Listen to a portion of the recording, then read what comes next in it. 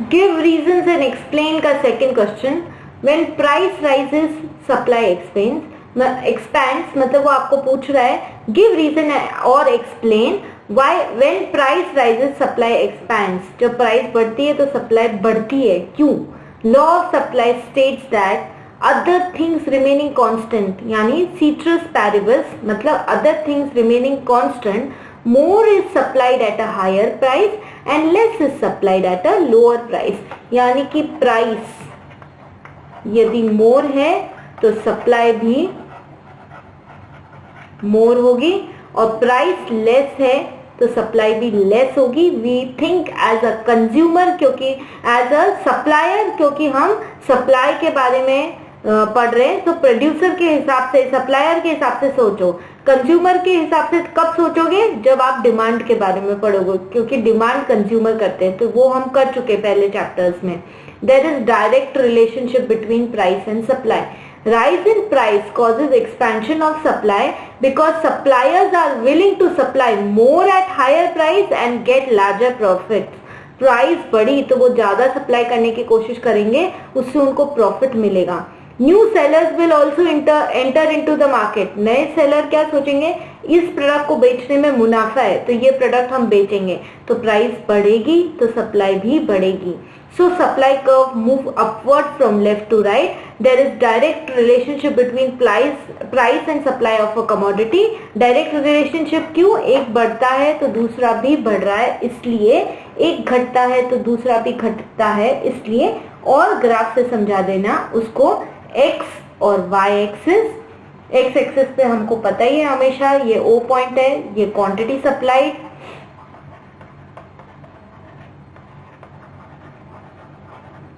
Then y axis पे आपका price आ जाता है.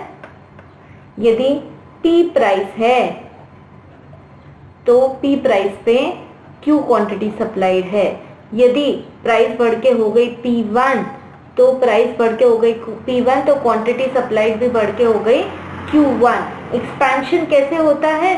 प्लॉट करो और समझाओ कि P प्राइस जब थी तब क्वांटिटी सप्लाइड थी Q.